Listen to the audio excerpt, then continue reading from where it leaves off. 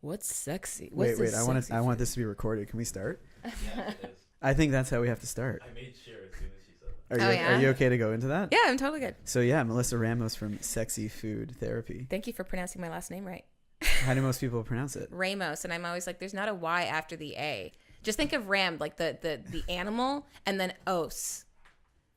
That's all you have to think it's about. It's like a deity, a Greek It's deity. like, I honestly blame John Stamos for all that. I was going to ask, yeah, because it's his fault. Have you met him? Do you want to blame him in person? I totally would blame him in person. I would have no problems with that. He's a funny dude. That guy doesn't age. He's the definition of a vampire. He looks younger than me, and he's like 50 years older than me. Doing it for quite a long time. Figured it'd be a very big. LinkedIn's weird. There's so many creepy dudes that try to pick you up.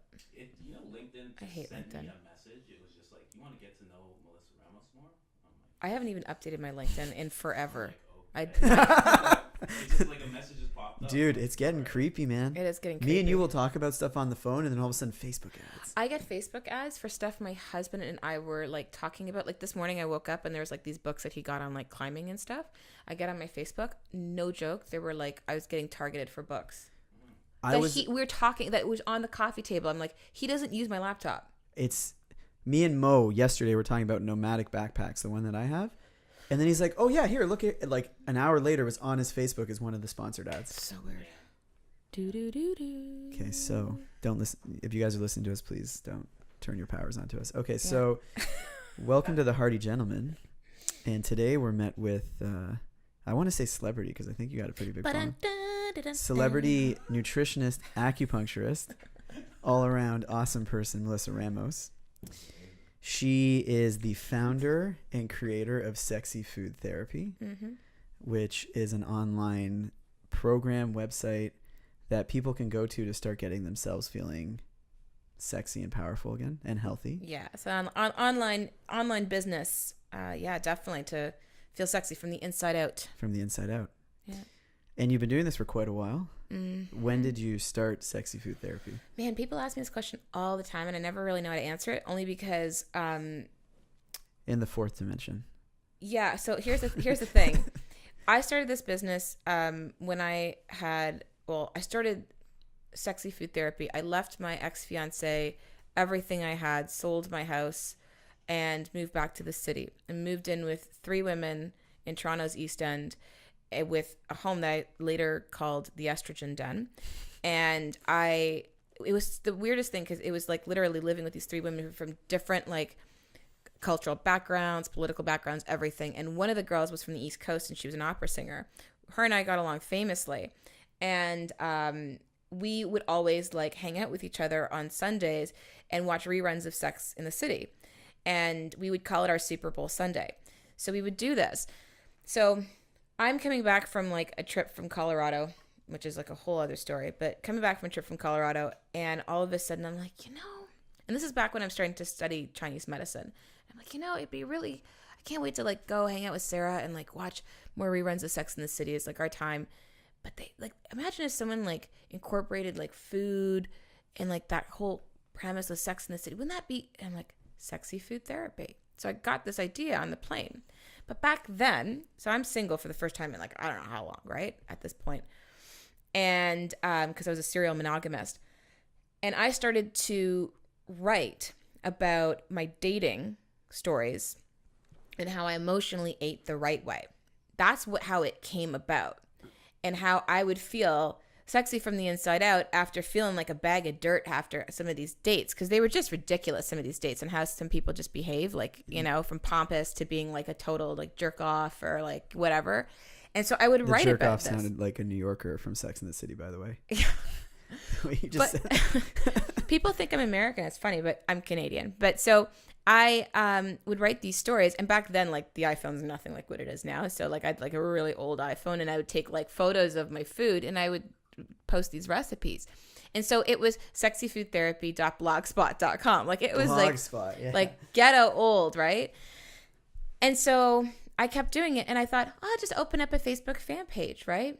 I did, and I went from having like 2 fans who are probably like my mom and my dad to all of a sudden like it's the numbers like like it just started to like add up.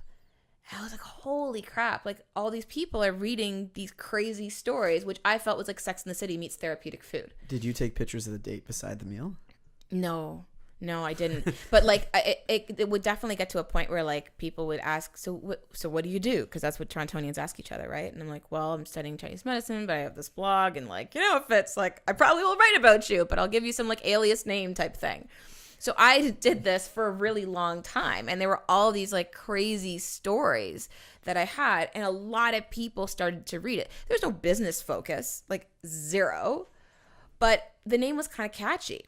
So I held on to it. And so when I was done school, I would still continue with this. And then eventually I like segued out of the whole, like, like food, therapeutic food meets Sex in the City type angle, and just started to focus more on digestion, because that was my thing, because I had struggled with constipation. I had like excess weight sort of thing. So I was focusing on that, but I still said like, hey, people want to feel sexy from the inside out. And when your digestion's all wonky, you're certainly not feeling like that. So that's where it started to evolve into, away from like the dating stories and all that. Cause I started to want to separate and have more privacy as social media got bigger and bigger and bigger. And I had more of a presence. Like, my privacy became a luxury. And so I started to kind of go more towards that. And after I had an ovarian cyst that had ruptured and it tore off a piece of my right ovary, they did a vertical incision. Like, I have a photo I can give you guys as well, but there's like 24 staples in me. They took out over 2 liters of blood.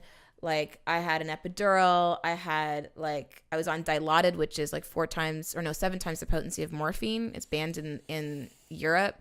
Yeah, I was like more hooked up than a cardiac patient. Like, it was pretty serious. And so that was like months of recovery. And after then, I was like, poop and hormones.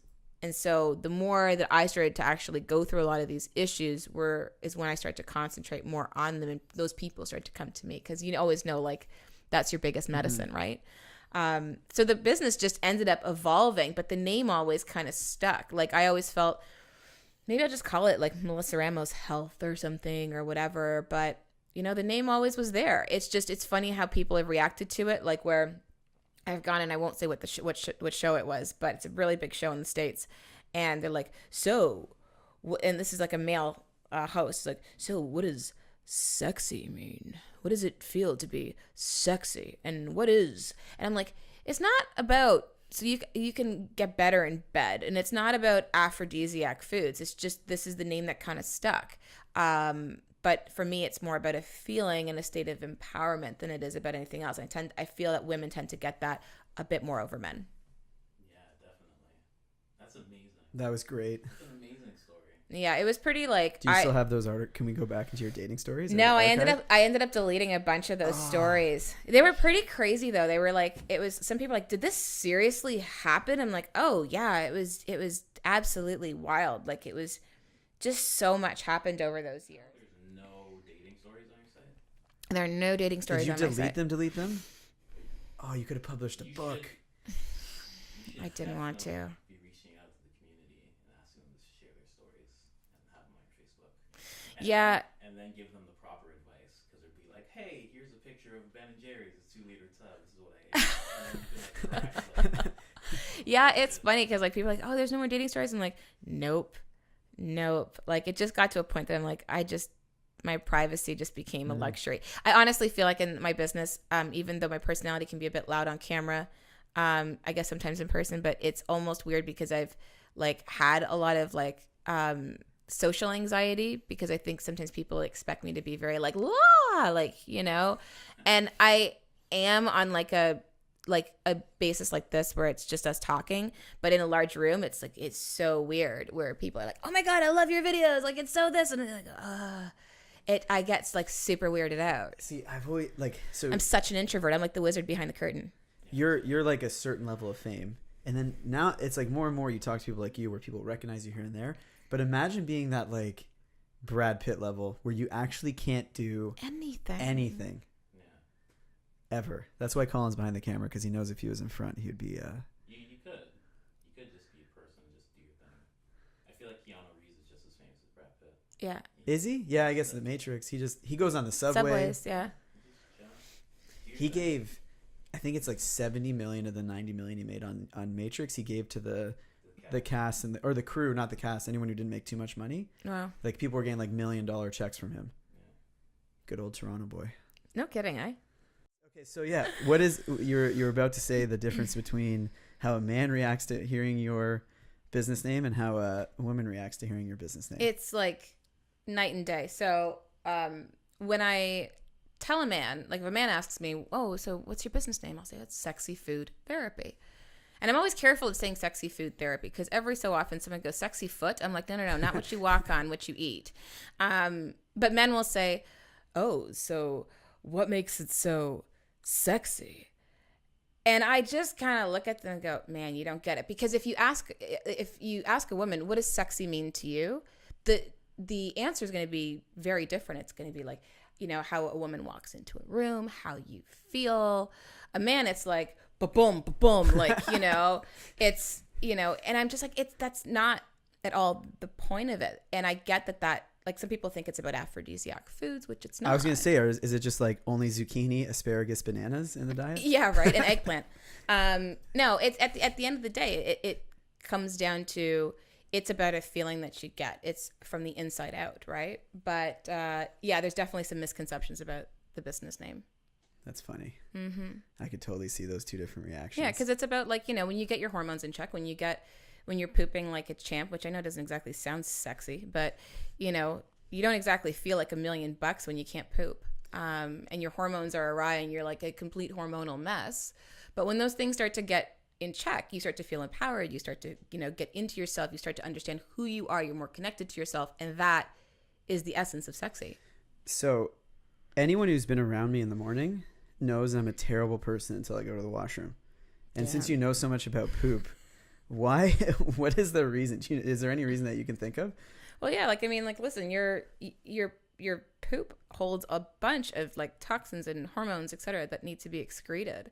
And so you're probably at the point that, you go to the bathroom and you're like, okay, just let the demons out, drop the kids off at the pool. Like, I call them chocolate hostages. Oh God.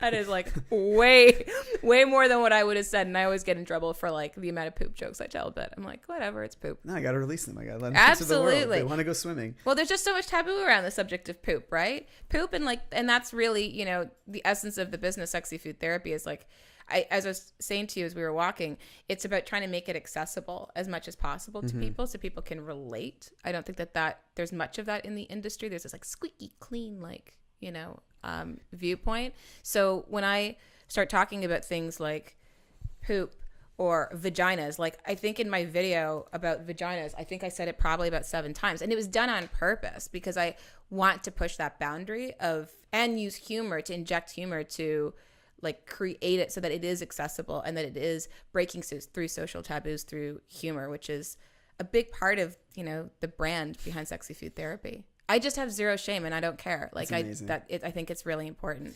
Because everyone poos. That's how I used to like convince whenever I'd go to a sales meeting and I was really nervous, I'd just be like, that person poos in the morning just like I do. 1,000%. I was saying to you before, I worked in advertising for over a decade and like, would worked with people like Cindy Crawford, et cetera, and people just got all awestruck. And I never have, because exactly like you said, everyone poops. Unless they're constipated. Mm-hmm. And why do people get constipated? How's that for a segue? Gosh, how do people get constipated? That's a good one. Many ways, actually. I think that I think there's always a mind-body connection with it. Mm-hmm. Prior to getting into Chinese medicine, I'd finished studying nutrition, and I was in my 20s. I was engaged to be married. I owned this home in the suburbs, and I just wasn't a very happy individual, and couldn't figure out why. Because it was everything. I had everything. Yeah, I had all the stuff. And when I decided to leave, I left, moved back to the city, moved in with 3 women in this home. Like literally everything I had was gone, and even when I was living in that home with my ex-fiance, who's the best ex-fiance a woman can have. I'll just preface that. But I was so constipated. I moved back to the city with these 3 women in this home, which I later termed the estrogen den, which is where Sexy Food Therapy started. Mm-hmm. I literally was pooping and I was making up for lost time. It was unbelievable. I was like, I am pooping like a champ. And I think it was happening because of the fact that I finally let go. So I think that there is definitely a mind-body connection behind it. And I was such a skeptic. I'm like, okay, well, I'll believe it when I see it. But yeah, that's definitely a piece of it. It's why a lot of people who are taking the supplements, eating the food, doing the exercises, but I'm still constipated. I'm like, what are you holding on to? And can people generally answer that, or does it take them a while? It takes them a while generally. I think a lot of the times we don't want to face it because nobody wants to face pain. Pain's a really, like, you just want to run away from it. We drink, we smoke, drugs, alcohol, like all those things. And yeah, or even food. Mm-hmm. The addiction to food. Big that ice time. cream makes you feel pretty good. It can, yeah. Or even afterwards, then you start to feel like poop, but then we go circle back. And jump in. Yeah. Are you saying there's a link between like your emotional state and like being constipated? Yeah, because I think that in Chinese medicine it's interesting. So there is definitely a link to your emotional state and your physical body for sure. There's always a mind-body connection. So in Chinese medicine, if you have like grief or sadness that you're holding on to, it affects the lungs, right? Because those feelings are actually tied to the lungs. Every organ in Chinese medicine has its own like feeling that could arise if the energy is off. Okay, so say that person all of a sudden is like, you know what, I'm running away from this. I want to avoid this because we're masters of avoidance in our lives, and we avoid that. Then where does that energy go? Right? It just kind of stays in the body and it stays in the lungs. Well, in Chinese medicine, the partner organ to the lungs is the large intestine. So this energy that's stuck, this grief and this sadness that we just don't want to deal with, ends up going down to its partner organ, the large intestine. And guess what happens to that stuck emotion? It just holds onto your poop and everything else because the large intestine's all about letting go, right? The large intestine is where your poop is. You got to let it go. But that's not happening if there's this stuck emotion that came filtering down from the lungs, if that makes sense. Wow, that's crazy. Yeah.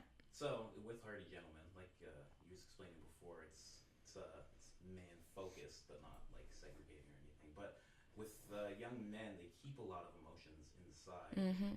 I guess because we're taught to. So how can we avoid that? I honestly think that the first thing is actually becoming aware that you're doing it. Because it's something to be said of like, becoming aware of it and even like talking about it, I think is a huge part of it. What I've seen with men, and even speaking to like male friends and my husband, etc., is that men don't tend to have a lot of close dude friends. Like they're kind of like the, hey man, what's up? It's like this very superficial level type thing. Yeah, man, what's up? Like it's not. And I think that needs to be changed. But I think it's the awareness that it's happening and like the baby steps to get there versus being like, I need to figure out what deeper meaning I need to let go of. I think it's more about, okay, so do I hold stuff in? Like, do I? Like asking yourselves those questions, I think are really important to like spearhead the ball rolling to the next step of what you need. I truly believe that if we ask for something in life, like just hold on to that. And I believe that it does actually end up manifesting itself, but you got to give that permission. And how, well, that's a very good point. How can we do that through food? Well, through food, it's like, am I holding on to something? Okay, so maybe I'm holding on to something. Well, if I am holding on to something, when I'm feeling upset, what am I turning to?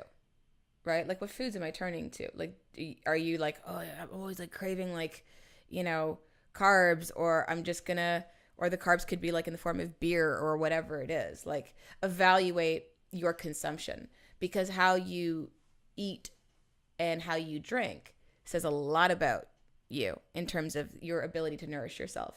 Like, and asking those questions, am I really nourishing myself? Like, through friends, through food. If the food that I'm consuming is just crap all the time, then probably the answer is no. Then the question is, well, why are you consuming those foods? And I feel, do you think most people, or why do you think most people won't go to a healthy choice when they're trying to nourish themselves? Or what you were saying, like, okay, I feel this emotion, now I'm going to go for this bad food.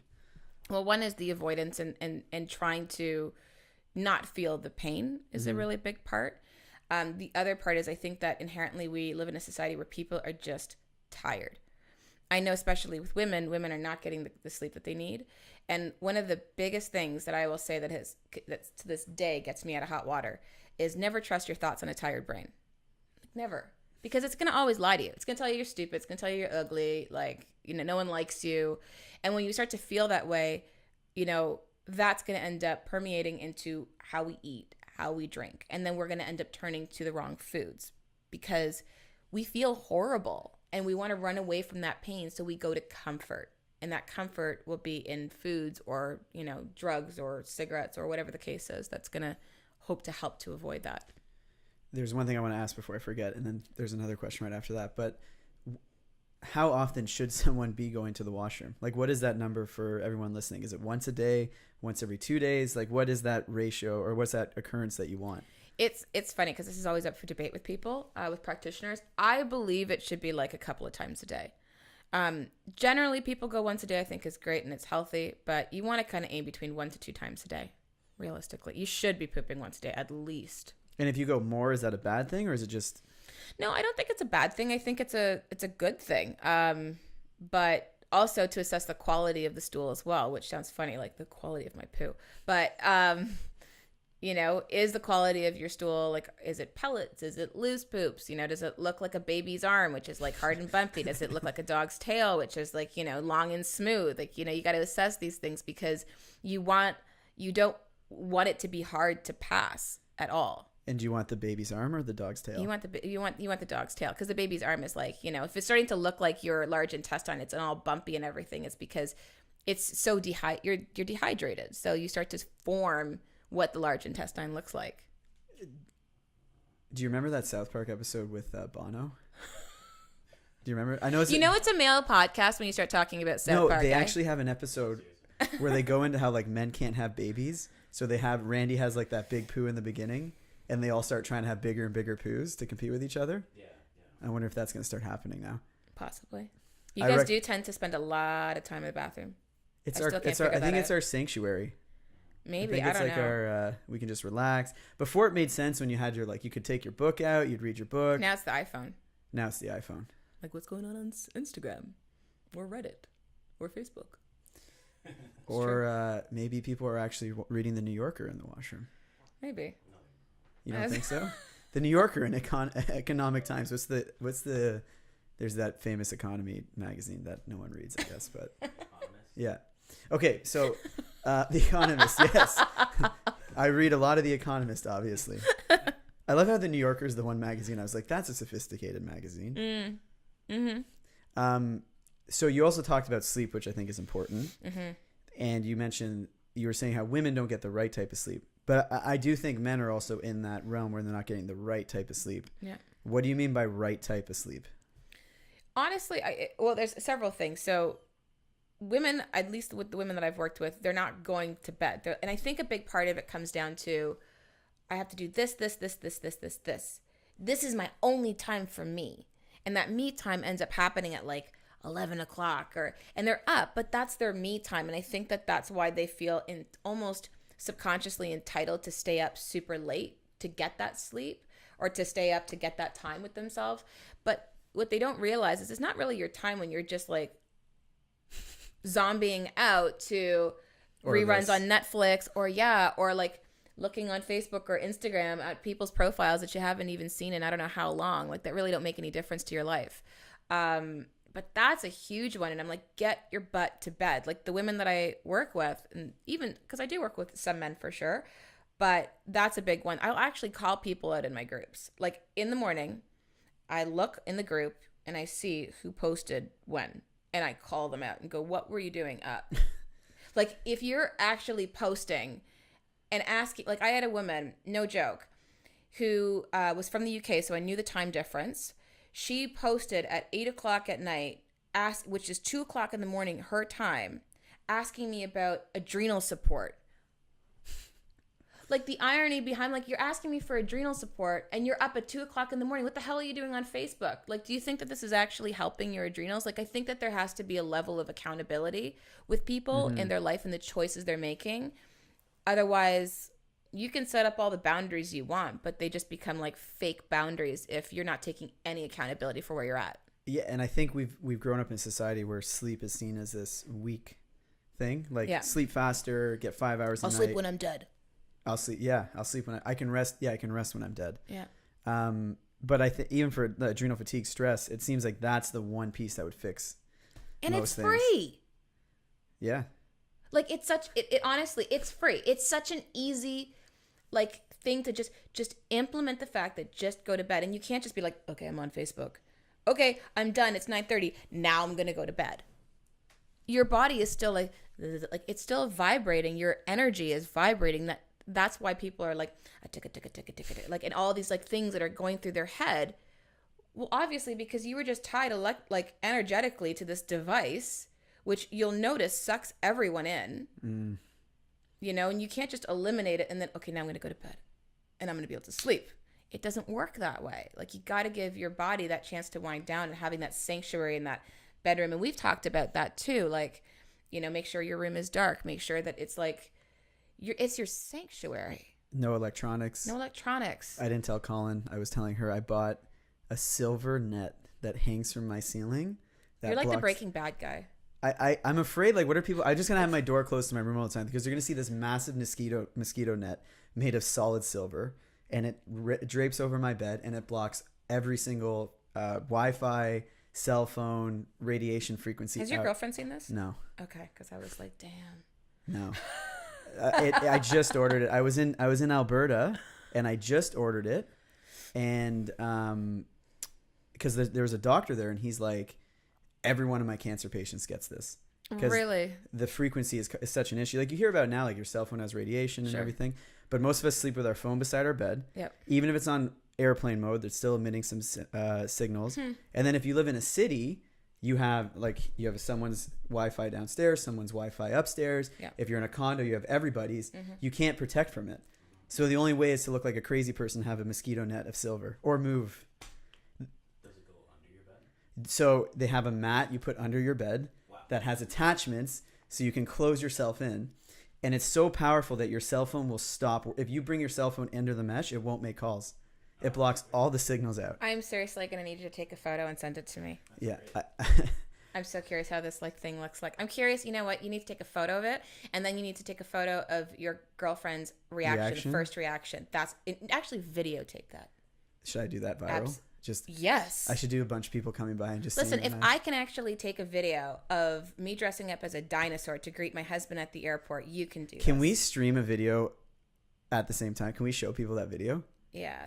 It's on her Instagram. She dressed up like a 6 foot tall dinosaur to greet her husband. Her husband's like, "Who are you? Like, why are you coming up to me?" Because it's like a full body Jurassic Park. Okay, we got to. I'll send you the video. Yeah, it's like I've never had as many people want to take a selfie with me in my life. You should do the Kate Beckinsale move, you and your husband. So Kate Beckinsale dresses up like a horse with her husband, and they go and troll people. Like that's like just they go out. It's Kate Beckinsale, this massively famous celebrity, and her husband was famous. The guy who was also in Underworld. I can't remember his name. No one knows it's them. They're just getting trolled by these two people in horse outfits. It totally works if you're a celebrity, but I got to figure out how to make more use of this dinosaur. Well, you'll become a celebrity because that will go viral, and people are like, "Who are these dinosaurs running around Toronto chasing people?" I love it. Talking about poo. You just keep talking about poo in the dinosaur outfit. Start pooing. So getting back to sleep. What are some good pre-night rituals that you can do to like not just go straight from your phone and then okay, I'm gonna go to bed? Yeah. One of the things that I do is I actually like get myself out of the situation, which is like my apartment. Go take a walk. Like if you're gonna disconnect from your phone, leave your phone at home. And then for me, I leash up my dog and then we go for a walk. And I find that's actually really helpful because it's not about, okay, I'm going to get off my device and then go to bed. Sometimes I do, and sometimes I go into my bed and I open up a book. Sometimes I take a bath, but it doesn't have to be so like luxurious. Like it's about self-parenting at the end of the day versus self-care, right? But you know, when you're a kid, it's like, go to bed. I don't want to go to bed. Wake up. I don't want to wake up. Same thing with adults, right? Go to bed. I don't want to. I want to watch like whatever, you know, show. Yeah, Game of Thrones or whatever you want to watch. But yeah, for me, sometimes I take a walk because I feel that helps me transition into that mode a bit better because it's not like, okay, and then stop. You know, like it's It still sometimes keeps you a little bit active, but still feels me a little bit active, but there's a lot of energy at night, you know, and it can be quite soothing as well. I mean, I always say, and it's actually a fact, the roots grow the deepest in the dark. Plants, which is the truth. So when you're going through like all hell, that's one of the things you can always remind yourself of. as your roots Grow deepest, yeah. And like, you know, I know we joked or whatever, we just talked about Game of Thrones, but like, what is that doing to you before bed? You're not like watching some serene show. You're watching a show about a bunch of people getting murdered, and you're getting into it, and it's like violent or raped, especially if you're watching Game of Thrones. Yeah, and like, look at our most popular Breaking Bad. You mentioned Game of Thrones, Sopranos, The Wire. There's all these shows where there's a lot of action and violence. I don't think that's setting you up in a mood to go have a really restful sleep. No, not even a bit. Not even a bit. Totally agree with that. Yeah.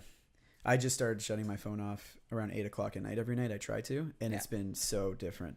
Oh, it's like night and day. And also, I always say to people, like, even the light in your place, just dim it down, because otherwise there's so much light and your body's like, yeah, it's sunlight. I don't need to produce melatonin, your sleep hormone. So I always make sure that my lights are dim, and it's honestly night and day. When you start to feel that, it's like it just takes that vibration down. Pun intended? Yeah. Do you, in your programs, you talk a lot about what blue lights are doing to us?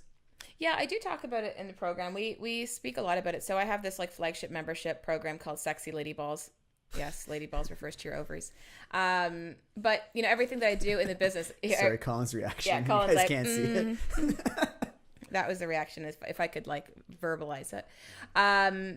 Everything that I do, like especially the names and how I carry things out, is very kitschy. But the program really does focus not just on supplements and food, which is obviously a big part. But if you're doing all that, like I always say, lifestyle is sometimes even more important than the rest, because it's how you show up into the world, right? But we do definitely talk about like electromagnetic frequency. You know, there's a lot that goes on in that program on a good level, but I feel that it tries to really set people up for like positive lifestyle changes rather than just eat this food and take these supplements, because it's not going to heal people. Yeah. We were talking about Satya Patel before. Yeah. One of his lines is like, sometimes the best way to get healthy is to do nothing. Like, stop eating for a little bit, just stop working, go to sleep, rest, and you'll see these profound effects. Yet we're in this culture that's conditioning us to like, you know, you got to do more, do more, do more. Yeah. You're like worshiping at the altar of hustle. And it's just so freaking toxic. And I will say that was me for a very long time. You know, grew up with immigrant parents. My dad's Brazilian, my mother's Polish. And like they just worked their butts off.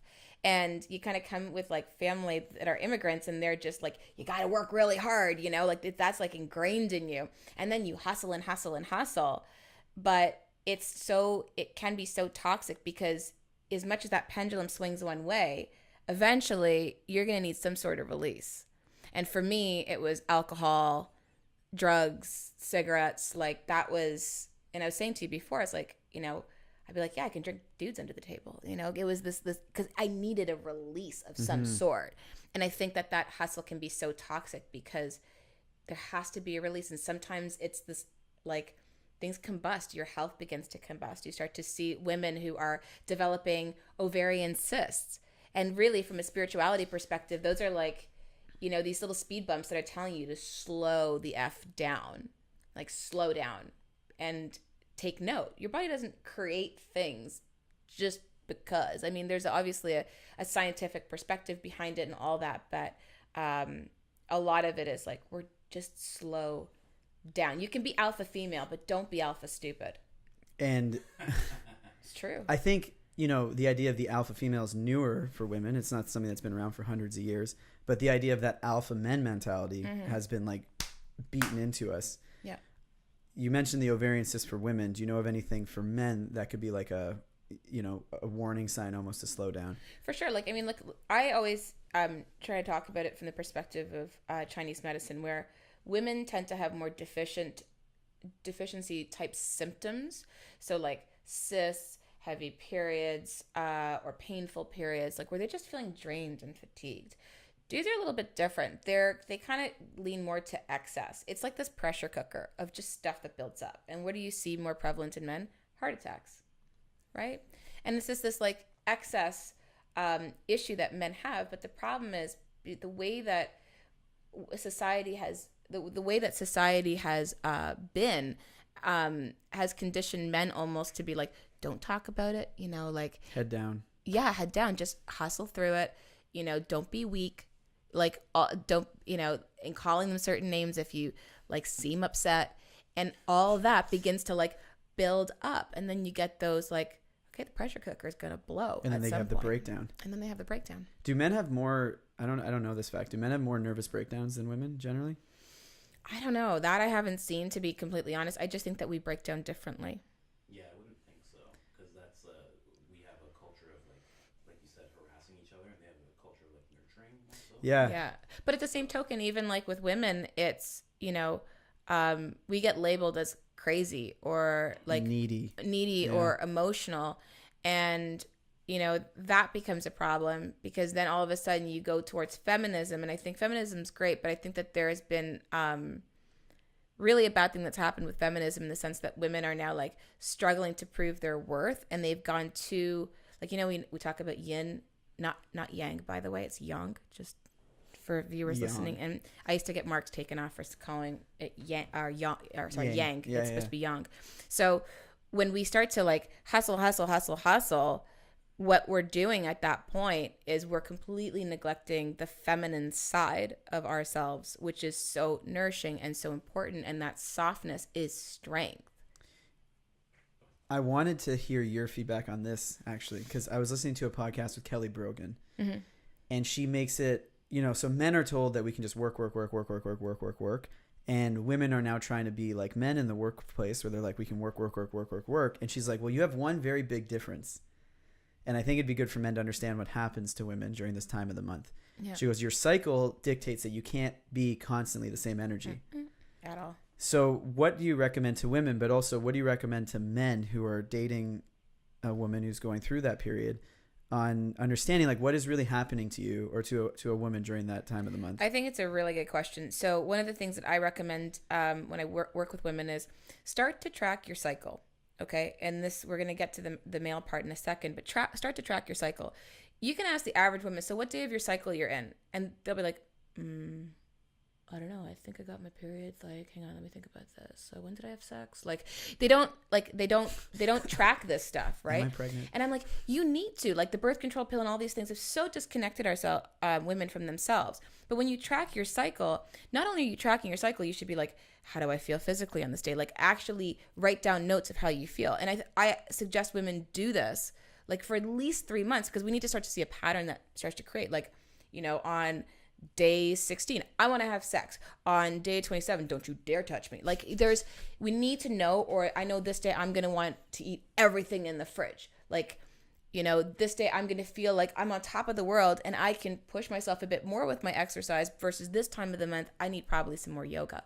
Like, I think the first step is women need to understand themselves first. And then once you do, I believe that they should be sharing a lot of those findings with their partners and taking them into the process, so men have an idea, so they don't feel like, oh crap, I'm walking around landmines. Like, I gotta be careful what I say, because I don't know what I'm gonna get from my partner. But I think women have to start to empower themselves first before they can expect like their partner to get them. Because I say that to women all the time. I'm like, you cannot go up to your partner and go, you don't do this, and I need you to do this. I'm like, whoa, you need to check yourself and seriously figure out what's going on wrong with you first, and understand who you are. Because all your partner wants to do is just fix it. Like, let's face it, men are a lot like mechanics. Like, what's wrong? How do I fix it?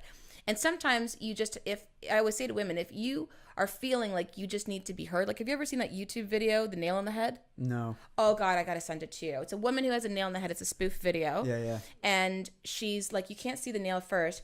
And then she's like, it's like, I just get this pain, like right here. And she turns around to her partner, and you can see this massive nail in her head. And her partner's looking at her going, I just think that if you just took the nail out of your head, like, you'd be okay. And she's like, no, it's not about the nail.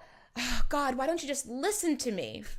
And then we get to that like viewpoint of men versus women, right? Like that women sometimes just need to be heard. But if that's the case, then as a woman, what we need to do is say to our partners right now, I just need you to listen to me. Like preface the objective off the top. And if your woman isn't doing that with you, then you probably should ask her, so do you want my advice or do you want me just to hear you out? Because if so, I got the like, we're just going to call it the invisible bucket and you can just, just get it all out. Because sometimes that's what women need. I was going to ask you how we as men can start having those conversations. Just ask them, like, do you just want to be heard? Do you just need to like let it all out? Or do you want advice? Because I'm happy to do either. You just let me know what you need. That's a really important thing to really save yourself, and also for women to start to realize, oh, because men, like I always tell women all the time that I work with, I'm like, don't expect them to just know, because they don't, So I think that there has to be some accountability on the women's side as well. And you deal a lot with health, but how much does that affect people's health? Like they could be doing all the things right, but you mentioned when you were living with your ex-fiance that you were never pooing. Yeah. How much do you think that's actually affecting people on a day-to-day? Huge. And that's why we talk so much about mindset in all my programs, because I'm like, if you need to have healthy relationships, like if your relationships all around you suck, then chances are it's not necessarily the other people. It's what's going on with yourself, right? And that's really what needs to be remedied, because then all of a sudden we're going to end up seeing how you show up in the world, how you eat, if you drink enough water, if you drink too much alcohol, whatever it is. But mindset is absolutely crucial. And that's where, like I was saying to you earlier about the whole topic of boundaries, like let's stop telling people to just create these boundaries, which become more like walls, and they're fake boundaries if you're not taking accountability for the role you played in your own resentment. Yeah, we were talking about the whole like victim mindset. How do you think more people have the mindset of a victim or the mindset of I'm going to overcome this and fix it myself? Oh, it's definitely the more mindset of the victim, because it serves them. And they don't realize it's serving them to some capacity, because they're getting that, oh, that's got to be so hard. Oh. And it feels good when people want, if I'm going to say, oh, this is going wrong. People are going to support me. They're going to take care of me, make me better. Yeah. And they don't realize that that's what they're doing, but it certainly is what's the outcome of it. And I see it all the time. And I definitely call people out on that. And even I have my husband who calls me out on it sometimes, because I think that we all play the victim at some point in our life, or we have a story. All of us have a story that comes and goes. But mindset's huge. Is there any exercise you can give people to start recognizing if they're playing the victim? Like, do you give that to your... Yeah, for me, I always ask people is like every so often, just do a check-in on what your biggest resentments are. Like, what are you resentful about? And then from there, ask yourself, how did I play a role in those resentments? Because no matter what your resentment is, there's a role that you played. Maybe big, maybe small, it's there. And then you're going to start to see if a victim, state mentality is actually showing up there or not. And I don't know if in Chinese medicine they talk about this, but are there health issues that come out of people who are in that victim state all the time? That are more prevalent? It's usually more digestive type symptoms. When you talk about like an imbalanced digestive system, you start to see like obsession, ruminating thoughts, worry, insecurity. The liver is more, it could be anger, it could be frustration, it could be feeling stuck, or even depression. Like people think depression is sadness. Depression is just anger turned inwards. And I don't know the number, but they're showing there's a greater amount of men becoming more depressed. People in general, but they were saying it's becoming staggering in men where they're just, I don't know how much that comes down to anger and not releasing the anger. It's not releasing it. It's that pressure cooker again, right? Like, oh God, if you start to talk about like the stuff that you're upset about as a man, it's like you're deemed as weak. Here they call you like the P word, which I don't want to like swear too much on this interview, but bleep out words. Yeah. We wouldn't bleep it out. Yeah. If you say it, it's whatever. Yeah, it's like so essentially people are gonna be like, oh, don't be a pussy, like, and it's which is so even insulting to like women on so many levels. But Betty White has a really funny joke about that. Yeah, well, they're strong. They get I think what it is not communicating more than anything. Yeah. I don't think it's like anger and this and that. It's just exactly what I said, not having conversations that you're supposed to have. Yeah, Colin checks me a lot in my life. Like I feel very blessed to have people like Colin, and yeah, like to take ownership. I've wanted to surround myself with people who call me out and make me better, because that's one of my chief values. But when I look at some of my old friends in high school and how they communicate, I'll hang out with them and I'm like, this is the exact same thing that was happening 15 years ago. You're like walking, you're sharing some story, or you're hanging out, you're sharing some stories, you're watching some sports, and that's like the quality time. Versus like Colin will put me in a corner and be like, this is where you're screwing up, this is what you're doing wrong, and me being like, thank you for giving me that perspective and trying to. So what do you think is your story now? I'm in a place where primarily I want to become, as weird as it sounds, a better person, and more importantly just know always sit and be like, what's my intention? So I have basically Colin and a few other friends. One of my good friends, Ofer, he's been into spirituality. Actually, you met him. Remember when we were on the street? Oh, and yeah. That's where, yeah. So he'll call me out and be like, he had a really hard talk with me once where all of a sudden he just started ignoring me. And I'm like, this is weird. Yeah. And I say, hey, what's going on? He goes, I was just giving myself some space, but I want to ask you, like, what are your intentions behind things? And I'm like, what do you mean? He goes, so something happened at his birthday and I made a joke like 50 times. And I was drinking. I don't drink anymore, but I was drinking. And in the time I thought it was hilarious. But I wasn't paying attention to what that was doing to him, because it was his birthday and I made a joke. And he's like, what was your intention behind that joke? Are you trying to make me feel bad? Are you trying to put me down? And I was like, yeah, I didn't even check what my intention was. Like, to me, it was just or at the surface, it's like I was just making a joke of something. But now I try to surround myself with people who do that for me, and hopefully they'll let me help them out in the same situation. Like you were saying, for sure. Sometimes you need to be checked. But it's hard. And Colin, I don't know if you can put in how hard that is for most people, but I don't know how hard it is for most people, because I do it so relentlessly. Yeah, he's like the juggernaut of truth. Colin's the juggernaut of truth. What does that mean? I just, like, if I have something to say, I'm going to say it. Like, I'm not going to let it fester and sit around. I'd rather just say it to them and get it over with. But that's something probably you were raised with too, right? Like, is to just say it as it is. For the most part, I guess. It just feels bad. I can't sleep if I don't. So it's like, why am I going to impact myself because this person's doing something that I don't like? Just get it off your chest and move on, right? Yeah. And him sleeping is why he has such a great 1-900 voice. So yeah, I'm so tired. I'm used to this early of the podcast. Yeah, it's, guys, just so you know, it's 7:00 at night. No, I'm kidding. But yeah, that whole thing, like, that was a big reason why I wanted to start this podcast. Not to say like I'm the Hearty gentleman, I have everything perfect, but through luck or my own demise. And so that's one thing, actually, like, people play the victim often. Yeah. But what I've noticed, and I've had a really hard time doing, is accepting when I'm doing something right. Like, instead of being like, oh, I'm, because I don't want to sound too egotistical, but it's like, oh no, I've helped concoct my life this way. Like, I'm to blame for all my disasters, but you're also to blame for all your successes. Absolutely. And I've been in a life where I have people who check me on my health, people who check me on my spirituality, people who check me in business and they coach me. A lot of my friends have been mentors to me, and I try to be the same. And I was wanting to show people that there is this world that you can build where it's actually supporting you to become a more in growth mindset. Love it. So, and it was, and that's really why I wanted you on. I know primarily you deal with women, but there needs to be that communication between the two genders. Big time. And I don't think that there is. I think there's a lot of, like, that's one of a huge part that, like I said, that we focus on is that mindset. Even my husband and I, we had a point where we were just butting heads, where I think in a relationship, sometimes you start to argue about the same stuff that comes up. And we argued about stuff that didn't even matter. Like, it was never big stuff.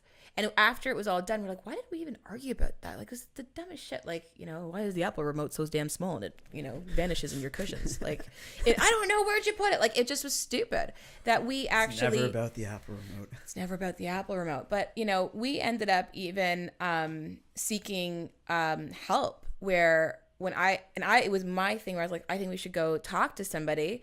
And he's like, are we at that point? And I'm like, no, we're not at that point. But we got some really big things that we want to accomplish as a couple. And I'm getting really tired over arguing about nothing. And it's like, we need to get strong. And I don't think we're weak. I don't think we're at that point. And it was one of the best things we ever did. But I think that there's also this misconception that when people seek help in any form, like especially like, you know, talking to somebody about your relationship and how to communicate with one another, people almost view it as like this weakness. Like you're defeated. And it was like the best. Sure, we argue every now and then, but it's like literally night and day with where we're at now. And it's like you don't know how to do your books probably as good as an accountant. And you'll go to an accountant and you don't feel guilt. Or if you have a business coach, you go get a business coach. But it's like, unless you go bankrupt, people feel you'll never seek. When you look at almost any successful entrepreneur, they're getting their help before they like totally screw up. Absolutely. And, you know, I like to talk about programming. We're going to have someone actually on the podcast. They specialize in like how you get programmed. Look at TV and movies. Like, when does the couple go for just to be better? Help. Yeah. And I mean, like, have you been taught to communicate? Like when we were younger? No, we weren't taught to even like balance our books, like, or with money, or home ec is like no longer, like we don't learn how to like cook, like, just really vital things, right? Like, do you remember in kindergarten there was like those 4 faces? Like one's happy, one's sad, one's angry. And then there's like the one that's just like, you know, like there's like no emotion. Like it's like there's like 4 emotions in the whole that we actually feel. Like, do you remember that little chart that's on the, like that little diagram?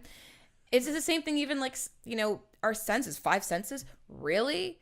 How about the sense that you feel when you walk into a room and you're like, no. Like, or I just don't like that person. I don't know what it is about that person's energy. Like, we're not taught to even value certain senses. And like, don't trust your gut. Yeah, and when that happens, and we're not learning how to communicate with one another, when we're not like learning to trust our gut or to value that we have, you know, another senses, that we don't put value in it, and we just think, oh no, that's totally crazy. Do you speak Portuguese? Yeah, it's broken, but yeah, I can speak it. Something I've noticed, and tell me because of your background if you relate to this, you'll go to places like, I have a friend of mine who's from Brazil. I've never been, but you go to like Brazil, Italy, Portugal, Spain, and the language is so much more expressive. Oh yeah, like everyone thinks everyone's like yelling. I'm like, no, that's just how my folks talk. And is there like there's more words to describe feelings, right? Like there's some words you can't translate. They describe the weather as being delicious in Brazil. Like, how is it? Oh, it's delicious. Like, it's a really passionate language. Absolutely. I mean, it doesn't sound very good sometimes. Like sometimes it, like, I don't think Portuguese is, and sorry for anyone listening who's Portuguese, but sometimes I don't think it's the most prettiest sounding. But when you're describing the weather as being delicious, that's pretty magical. It is. It sounds really good. I love Portuguese. Depending on where you're from, like, are you from the islands in Portugal? Are you from the continent? Are you like, from Brazil? Like, I can't really understand people from the islands in Portugal. Azores, right? Yeah, I'm squinting my eyes, like, because my brother-in-law is Portuguese, and when his family was at the church, I was just like, nope, got nothing. It's same as like Quebecois and the Parisian French. Like they have this weird disconnect. Like, for example, when we say pineapple in Brazil, we say abacaxi. When they say pineapple in Portugal, they say ananas. That's like French. Remember that French show? Did you ever watch that show in school with the big pineapple? No. Did you? That was like, I don't know if it was just my teacher was lazy. She made us just watch this one French show repeatedly, and it's Le Banana or whatever. And I just reminded me of it. But what I wanted to get to is like, I don't know other cultures. I lived in North America, but English, it is a little limited in its language. Mm-hmm. And I'm wondering if it's shaping us to be more closed off than, you know, you always see Europeans, they come, they hug, they kiss both cheeks. They're so expressive. They always want to be around other people. Yeah. And that comes down to even to sexuality too, right?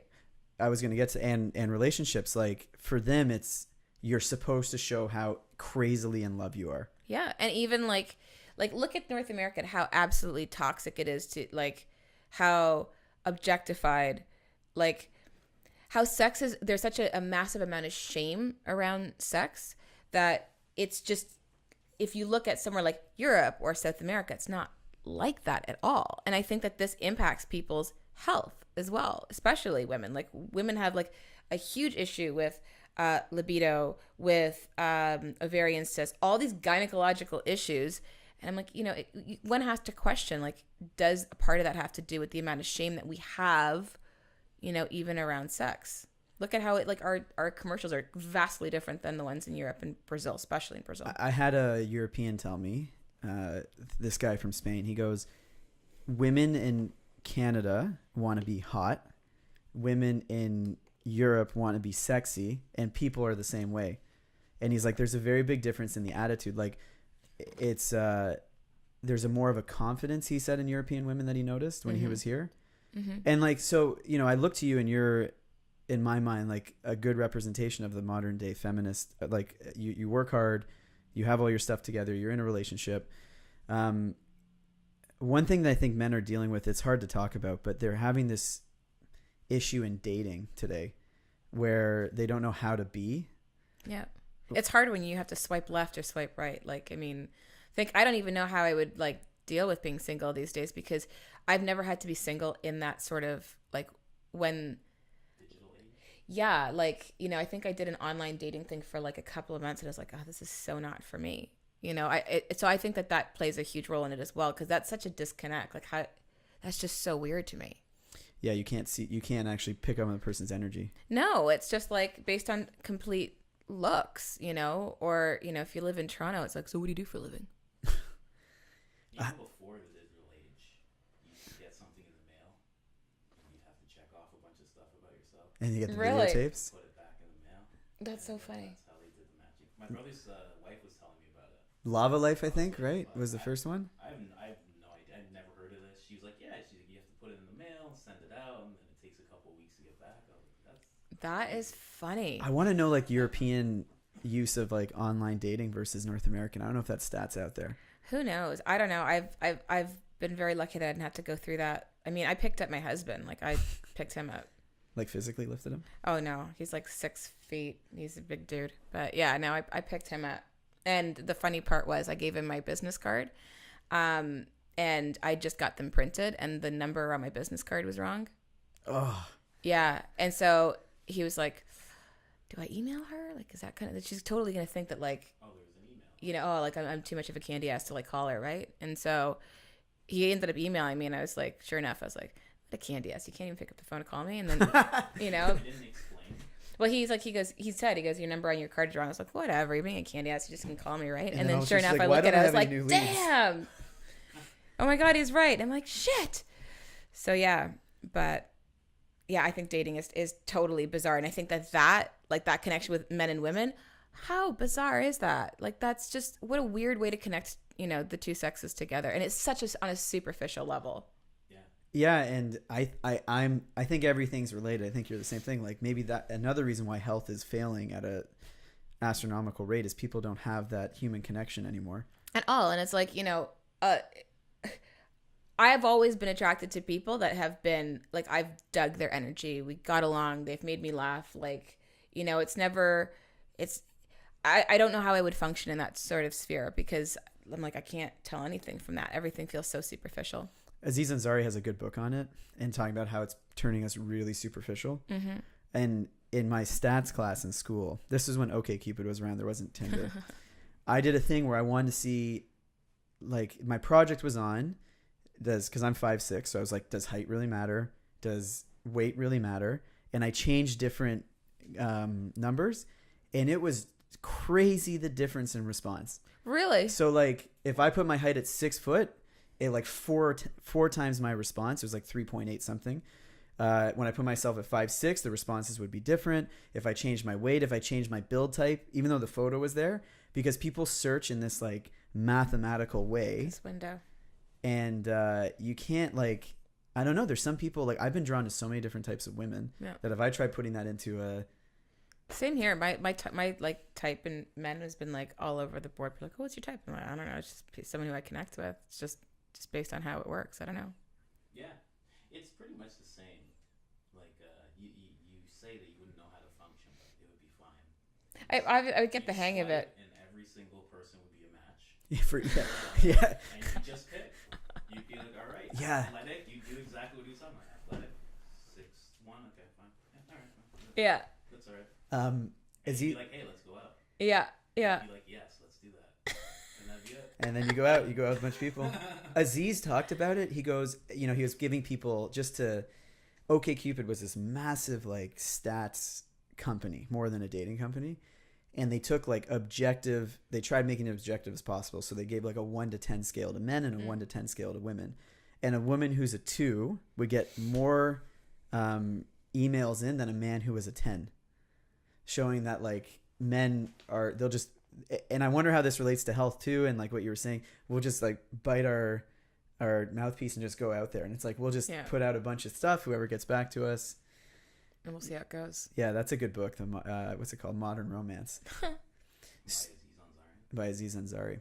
So you're, getting back to health now. Your programs are, I know you said women generally get attracted to them. Yeah. But men can get some benefit too. They can. It's funny. So Sexy Lady Balls, the hormone membership program. I know everyone always chuckles at it, but it's so Sexy Lady Balls, we do actually have some men in the program, but I call them so if you're a member of that program, you're called a baller. So we actually do have secret male ballers, but they're not in the Facebook group of their own accord. Like they just don't, they just tend to email us. And it's a base membership. And yes, men and women can absolutely reap benefits because you've got hormones too. But we only think of women in the context of like, ooh, she's all hormonal. But men have, hormones too, right? So, and they do take benefit from it, especially with like testing. So, we offer stool testing. There's a lot you can see by your poop. We offer hormone testing as well, hair trace mineral analysis, blood chemistry analysis, like all those aspects of it. But men do definitely take part in it. We've got a detox that runs live every single year. And then we've got a weight loss program as well. So weight loss is pretty self-explanatory, but yeah. Which is a symptom, which a lot of people don't realize. It's not the act. So what it's is not. it? They're like, well, what supplement can I take? Like, God, if I had like a dime for every time someone asked me, like, oh, so hey, Melissa, here's my life story. So what supplement can I take? Seriously? Like especially weight. Weight is a symptom. Weight is inflammation. Weight is like, there's so much more going on with weight than it's just about what supplement can I take? Mm-hmm. Like it's from the food you're eating, the inflammation. Is there stuff going on in the gut? Is there a thyroid issue? Is there is there massive amounts of stress that's throwing your adrenals all out of whack? We have to assess the whole picture, but weight is a symptom. So what are like, other than weight, which is a big symptom men can know, but the dad bod's in, so maybe men won't even say anything. What is, like, what are some symptoms that they could feel where they're like, detoxing's become this like phrase, right? Mm-hmm. But what's something that a man can be like, oh, this is happening in life. Maybe I do actually need to go see someone to learn how to detox. Well, several things. Testosterone makes estradiol the most potent form of estrogen. So, if you're struggling even with like the man boobs, for example, or you're taking testosterone supplements because you're like, yeah, dude, I want to get jacked. That's the official name though, right? Man boobs? Yeah, man. Well, it's not the official name, but like, trying to leave it in a context people, I guess, understand. But, taking certain supplements, like men think, oh, I'm going to take testosterone because I'm going to the gym. But testosterone can make one of your estrogens, estradiol. It's potent. And that isn't healthy to have like large amounts of it, and it can convert into it from this process called aromatization. But that aside, so that's definitely obviously a potential that we can see in a lot of men. And I think it's important for men and women to actually get their hormones tested. It's important because especially with men, like, do you have like high levels of androgens, which are those like male hormones? And I'm putting my bunny ears up when I say that. What are your estrogen levels like? Because you have estrogen, but like, if you don't assess what your estrogen levels are like, are there certain metabolites of estrogen that are really elevated? Because that could predispose you to cancer, Which type of cancers, Well, people think that breast cancer is just a female issue, but that is, men do get breast cancer. Prostate cancer definitely could be a part of that as well.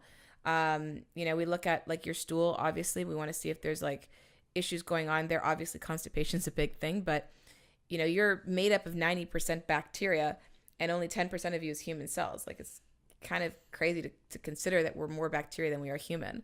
But if there's like more bad bacteria at the bacterial party than there are good guys, that's going to affect even your hormones as well. Is the reason why people will start to work on their supplements and go, yeah, like I'm working on my hormones, start to feel a bit better. But then all of a sudden you go back to not feeling great. And I think oftentimes the reason why that happens is because the gut hasn't actually been addressed. Because the gut produces, influences, inhibits secretes virtually every hormone in the body. And I say virtually because not all, but virtually every hormone in the body. Melatonin, serotonin, like estrogen, progesterone, testosterone, like you name it. Which are really important for your mood. Yeah. How much energy you have. Absolutely. How motivated you are. Yeah, it's there. I don't want to screw up the stat, but it's something like in the past 50 years, the range, maybe you can elaborate on this because your testing, I think, shows like optimal. There's the ranges which you get on a blood test, and they change depending on the population, I think. And the state or province you're in. And over the past 50 years, the testosterone number has dropped 7 times. That's crazy. I didn't know that. It's it's something like that. And so what a man has now is optimal or in range testosterone would actually be at the bottom of the range 50 years ago. Yeah. And you're seeing men physically, and as you said, man boobs, or other times they're called bitch tits, either way. But no, you're seeing men, the proper name is gyno, who their bodies are starting to look more feminine. They're getting the hips that are getting fatter, they're getting breasts, they're working out, even like I was at one of my cousin's birthday parties, and he's 8, and he had his friends, and there's 8-year-old boys, they had the pool in the backyard who have gyno already, and you're like, what is happening? Yeah. It's unbelievable. But men, I think women are more, and we know this, when women definitely seek help from a health perspective more so than men. Mm-hmm. I'd love to see that changed a bit more.